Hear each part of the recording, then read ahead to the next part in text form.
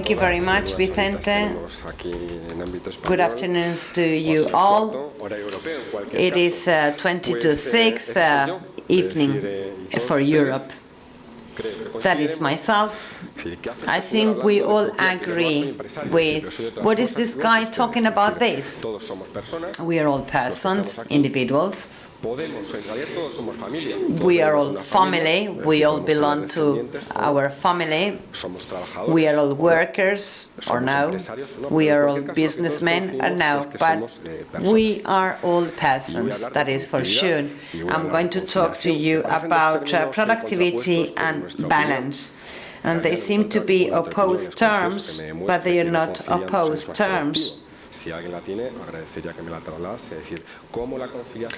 How that balance between personal life and working life can make us more productive.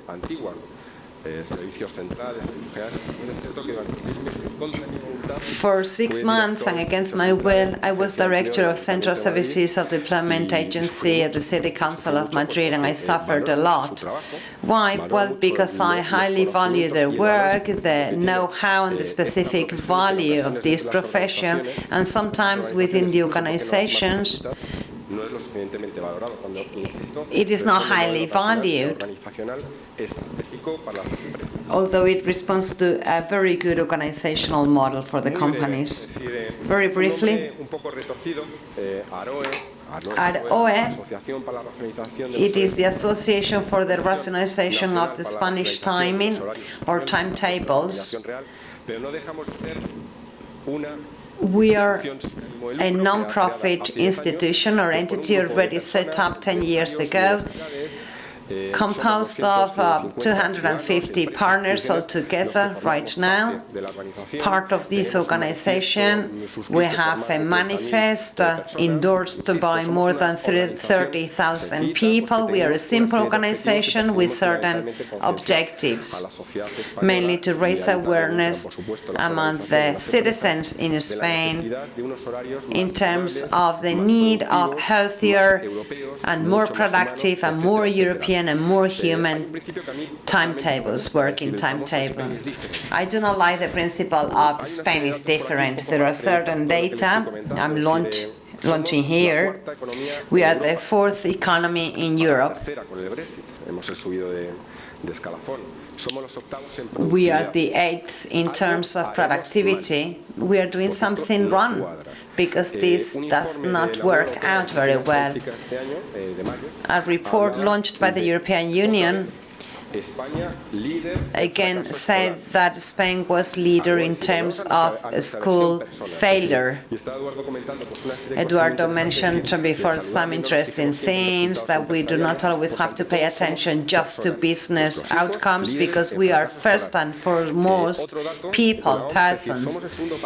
WHO and other data, we are the 2nd country in terms of children obesity. First USA, second Spain. So if we do not take some measures in Spain, in 30, 40 years we will have people with many, many important cardiovascular disorders. Something we're doing wrong. Here you have certain data, because after all we are talking about data and data and data. There is another data. ESOL in 2015, ESA 2015 published a study last year and mentioned that the companies that rationalize timetable, we do not have any relationship with IESE, but they increased productivity by 19%. Also, there was a reduction in terms of labor absenteeism, or a drop by 30%, and there was a revitalization of something that people call human capital, because companies are people, persons. And I apologize, but we cannot say that the value of the people that work with us is only important when Christmas comes along. We have 365 days year-round, and we have to show that we believe in the people who work in our organizations. And all this, if done well, will have a positive impact, because people will not work for others, will not look for other jobs somewhere else, or they will not be playing in social media. I doubt it in terms of the definition of my talk or the title. What is the socioeconomic model we have to go towards? Do we always have to stick to that? Spain is different. Oh, we are fun people. We have great weather. Well, I know some people who are very boring indeed in Spain, and I know some Dutch people who are fun and also very boring. So I think that people in Spain have not traveled abroad very much. We are not the very heart of the universe, and there is much more than Madrid and Barcelona. There are many other teams, for example, Athletic Madrid. No, I am a fan of the Athletic of Madrid. So there are other alternatives to be taken into account. So we are the third economy, and we are eighth in terms of productivity. More data. Spain is the seventh European country in terms of life satisfaction. Seventh country worldwide, so we're always seventh, eighth, well, in fact we're in the 17th position in terms of technological innovation before Cyprus and Malta. We are a great country, we are a great country, but I think that we are always handling socioeconomic models or business models saying, well, we cannot solve the situation. Yes, we can give a solution. I have many other reports launched by other entities. For example, 12% performance increase, which is very good for many companies. I do not find any survey that says that working 14 hours a day, you will increase the level of productivity. In fact, the only person who has said it publicly right now is behind bars. It was president of the Business Association. So we have to think the socioeconomic level we want to go towards. What is lacking inside the organizations, companies, SMEs, etc., what we are lacking is organization. When the media ask me, how can we do things here? How can we solve things? Well, we have to organize ourselves. We need a flexible timetable. We have to put all that black on white. We are not trying to be paternalist within the companies. Everything has to be written down. So we need the rules of the game with a good timetable, flexible timetable for the workers, employees. So we do not have to work from 10 to 1 and earn €3,000 a month. No, that will not exist. We have to be honest and we have to be realistic. I insist, Spain is the fourth economy or third in terms of productivity. I will not tell you about Greenish meantime, but this is a formal thing. Is it important for us? It is. But even more so is the main topic in the background. Conciliation, flexibility, productivity. When I get asked about this, I always tell people we are not in the meridian that corresponds to us. Look at the red stripe, that's Greenwich meridian. Those of us traveling to Barcelona cross the meridian. We have the timetable, the time zone for Berlin. What are the benefits? I don't think that should be the way to pose it. Why should we where we shouldn't be? Show me the benefits. This is a long debate, but I think it is irrefutable. I mean, just take a look at the map. If you don't like the sun, let's go for Moscow time zone, or how about New York? There is obviously a history behind all of this, and sometimes I've had doubts. We have a decree from Franco, the dictator, where we moved our time zone. That was back in the 50s. 1940, sorry. 17th of March. You can check it in our website. 5 articles only. He decided to use Article 33 of his decree to move our time zone forward by an hour. So we changed our time zone. And we have very peculiar working hours. So we would like to see this changed, moving to a reasonable time zone. About working hours, well, that would be a more difficult thing to tackle, because we are part of Europe, and that is up to the European Union. It was only recently that Turkey decided not to move to a different time zone. I was called yesterday from a radio station and we gave them our opinion. So, why do we have to have lunch in Spain from 2 o'clock in the afternoon onwards? Because of the weather? No. Because of our culture? Because we are different? Well, there are countries in Latin America that have a lot to do with us, and they don't have lunch at 2 o'clock in the afternoon for 2 hours, or even 2:30 or 3. Because of siesta. I hate that excuse. Spain is another country of siesta. We would like to take a nap? Of course would we. But just like Americans or the British would do. Oh, by the way, those people in the world that spend more time on their naps, this is something we found out through a US university, was Americans. So we don't wear flamenco hats. We don't go into bullfights every day, and we're not the ones sleeping the longer naps. So the first cause of this disaster, the Nazis, we were not in that war.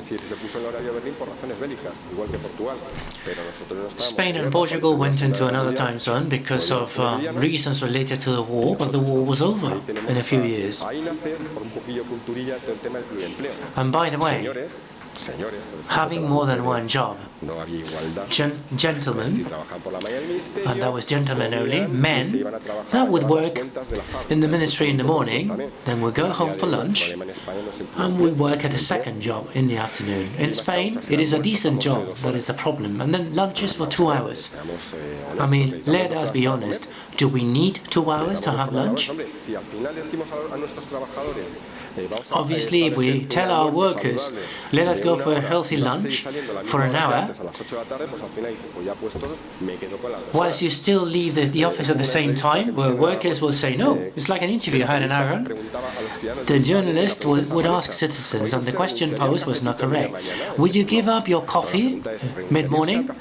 No. The question was, the correct question should have been, would you give up your coffee in the middle of the morning in exchange for leaving the office earlier? Of course. People would say yes. If you go to work, have breakfast at home. Not go to the office and have breakfast as soon as you arrive, and then a sandwich in 2 hours, and then a coffee in another 2 hours.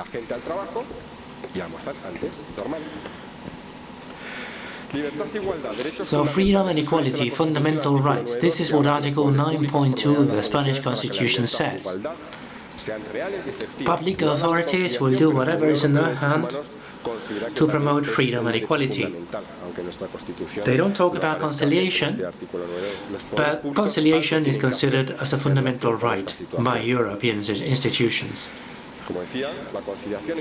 So, how about conciliation? There are 2 generations of conciliation.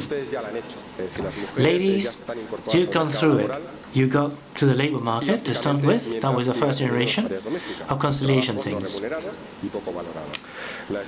The second generation of conciliation, which is where we are now, is that gentlemen, there are lots of gentlemen in this room, assume the responsibilities at home. I am married, I have 2 daughters, and we all share the house. We have the same duties, the same rights, and the same responsibilities. This is something that should be transferred to the world of business. Responsibility in business duties should be upon the shoulders of everyone. You cannot just say, oh, well, we have a collective bargaining agreement that allows us to do this and not do that. It is co-responsibility or shared responsibility, if you like. So let us take our responsibility as members of an organization and not rely on excuses to say that it's somebody else that needs to do that work. And at the same time, I would say to the senior management that they should make sure that they provide workers with the necessary tools, that they force them to render accounts about their work, and so on and so forth. Spain is the fourth country in Europe in terms of conciliation. From the back, of course, after Luxembourg, Malta and Cyprus. The latest survey indicates the difference in time between men and women is quite significant. This is a drawing.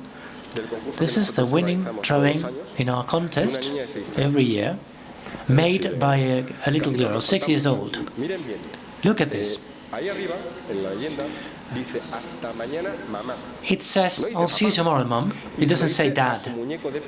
And she's telling her teddy bear with a little face and hair.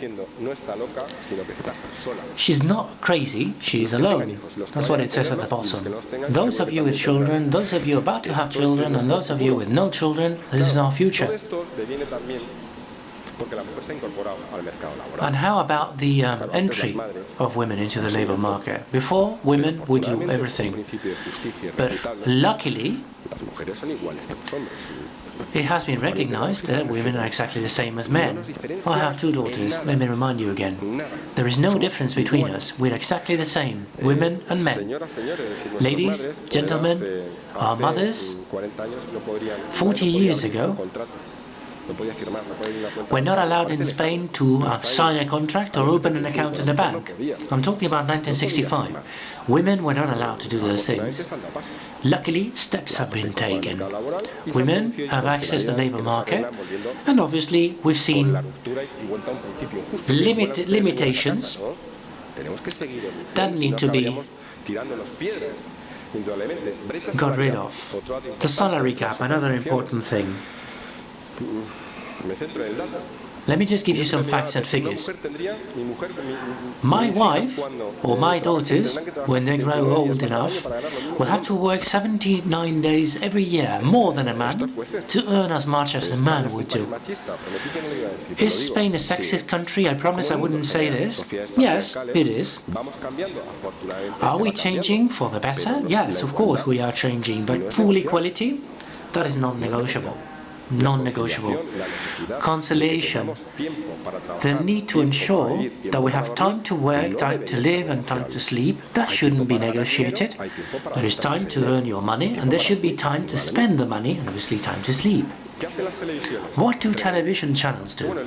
This is truly stunning. It wasn't too long ago that things made sense one way or another. If I take a look at the TV grid every day, take a look at prime time in Spain. It starts at 10:45 p.m. I cannot tell my workers what they need to do or what they must do in their spare time. But this is not producing more amusing Spaniards, but more exhausted Spaniards. But then, if the day after watching TV at home they had nothing to do in their offices, well, there will be a problem, but since they have to go to the office the day after that, they are exhausted. People are free to do with their spare time as they like, of course. But this has not been the case since the beginning of time. I know we have the tools, but no one has the willingness to use the tools and change the situation. There are lots of people that watch TV until really late at night. If you take the results of the surveys, you will be stunned. Just take a look at soap operas or TV shows of any sort. This is costing money to businesses. What are politicians doing? Well, they do what they can. Poor people. The debate between ARHOE and Rubalcaba, the candidates, back in 2011, I think they mentioned that they would promote conciliation. That was it. After 4 years of absolute majorities on the side of a popular party, nothing has been done. It is true that in the last elections, in plural, because we've had 2, we've managed to put some pressure on the politicians so that that they change their discourse. I don't want them to talk about vague measures. I want them to be honest and blunt and talk clearly and openly about those measures. And we have succeeded. This is part of the political manifestos of all parties. So step by step, things are permeating through different layers of society. People are becoming awareness. We now have paternity leaves. People have the right to exchange hours or time to look after their children. So let me give you my conclusions and start by giving you a snapshot of our proposals. This obviously should be promoted by our public authorities, but we as businessmen shouldn't need any new legislation, any new decree, or any new statement from the government telling me what to do if we have an emergency. It's common sense. If someone has an emergency and needs 2 hours to take their child to hospital because there's been an accident or whatever, everyone should use common sense. Someone could come along and say, I'm leaving for the hospital and I will be using 2 hours, let me compensate for that tomorrow. I would say, oh, no worries, it doesn't have to be tomorrow. Remember the issue of Greenwich, our time zone, and public administration. We have that plan, the conciliation plan from 2005, the master plan. You either fulfill the requirements of that plan or you don't. But don't say you're going to do it and then do nothing, because that's being a hypocrite. Prime time on TV, how about finishing it by 11? Is there a late night program after that? Fine by me. I remember quite a few shows. I'm not a TV addict myself, but if you really want to have a late time show,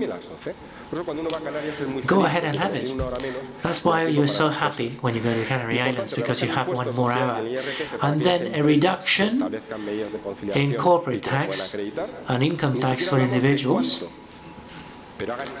to foster conciliation.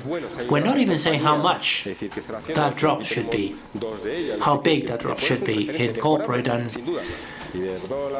income tax. Can we improve along those lines? Of course. We should be aware of what needs to be done.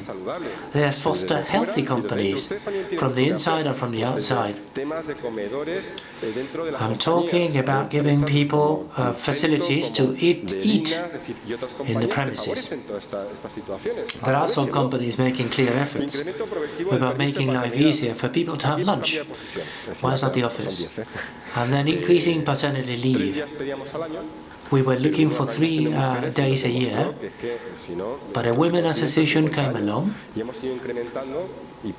and they pushed for a larger amount of days. In the last agreement between the 2 right-wing parties, they agreed 400 million for the first year, 800 million on the second year, stepping it up gradually. And then an hour bank. Some use that terminology, some say hour credits, whatever. It's about sharing with others your right to certain hours to do your private things. And then awareness campaigns for young people about conciliation between personal and professional life. Let's talk about this, because otherwise we will be forced to take our children to extracurricular activities. They will be more stressed than ourselves. We are creating parents that are not educating their children simply because they don't have the time. They have such long working hours that they never see their children. Well, there are some large companies out there that are introducing flexible companies, IBM, Iberdrola, Caixa, not because they agree with us, and then Amadeus, which is not part of our association, people that are doing important things out there. They're being quite sensible, they're applying common sense. I became a businessman, first of all, because I like what we do in terms of communication, and obviously to make money out of it. there is a social responsibility, and there is a part of my work is free of charge, so to say, but we are in business to make money. If we prove Spanish businessmen that conciliation can have a positive impact on productivity, we will take a very important step forward. And then, why are Spanish businessmen not doing this? Fear, fear, fear, and habits, habits, habits. That takes us once again, to Spain is different. And as I said before, awareness campaigns. The young are the future of our country. They are the ones that will pay our pensions in the future. And it is important to tell them, remember the drawing. This week we gave our award. And I can tell you, the drawings from children can be quite frightening. These are the future executives, CEOs, CFOs, and so on and so forth, of the companies of the future. So that Spain occupies the space that corresponds to it. So, by way of conclusion, a question. Do you believe it is necessary to change the way we live our working time? I understand the value. As Eduardo was saying, we need to make money, but there's other things in life. And we need organization. We need to organize ourselves better by distributing our time in a better way, making an effort, but also being generous, because we are not machines. At the end of the day, we are living beings, and we need to live our lives. Thank you very much for your presence. I'm at your disposal.